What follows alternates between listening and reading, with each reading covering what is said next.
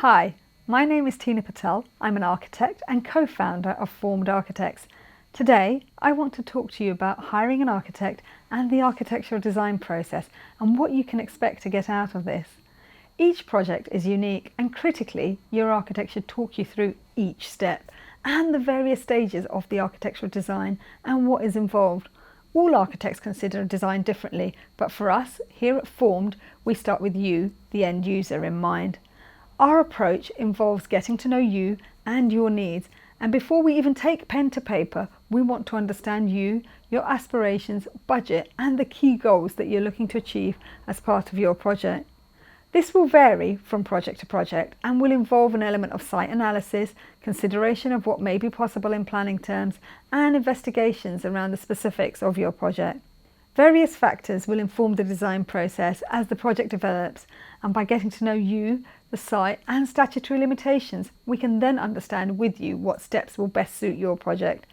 This initial fact find is important and specific to you, so if you want to create lots of secret storage or want to be creative with changes in levels to create additional bedrooms, we will seek to establish this at this stage.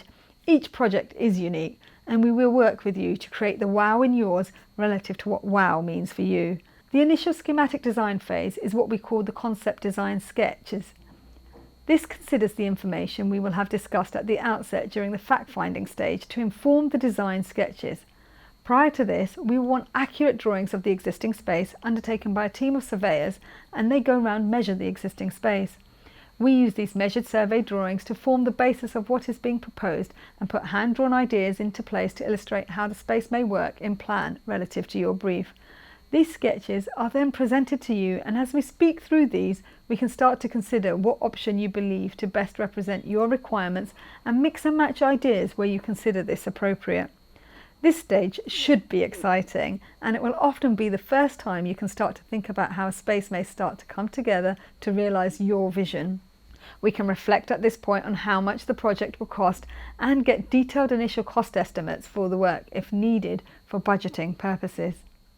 Once these initial sketch ideas have been finalised, the next steps involve developing the design to include the floor plans and elevations and understanding what the space will look like from the outside as well as the inside.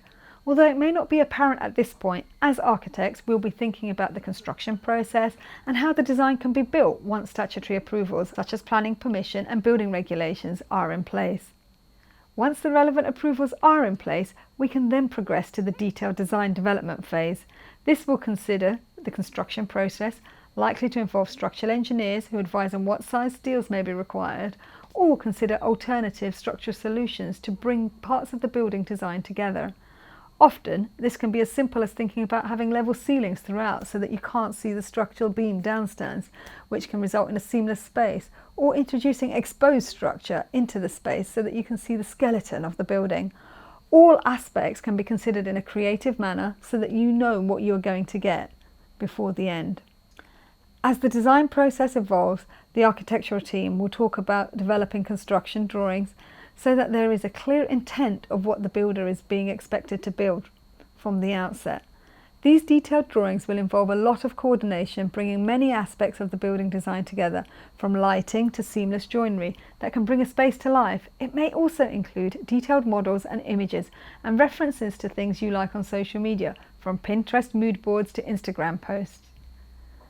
Once you have a set of construction drawings, you can speak to get a competitive price from a builder, and if your architectural services include for your architect to manage the build, they may also offer contract administration services, which means that your architect will review the work on site and advise you how much and when to pay the builder, and seek to ensure that the work is being undertaken as it should be. This can often be the stage when an architect can provide the best value, preventing you from getting into issues on the build with the builder and ultimately protecting your interests, particularly if things evolve on site or things change that requires a rapid design response. An architect can help you with all stages of the design process, and it is important you discuss the various phases of architectural design at the outset and understand how they can support you through this and how they will develop the design to suit you and your needs. Your vision should be at the heart of the process, and they should be in tune with this through all stages.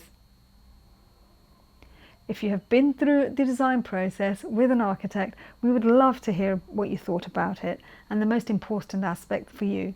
Please do let us know in the comments below. For more tips and advice on working with an architect and things to consider when thinking about a building project, please subscribe to our channel to hear these as they are released.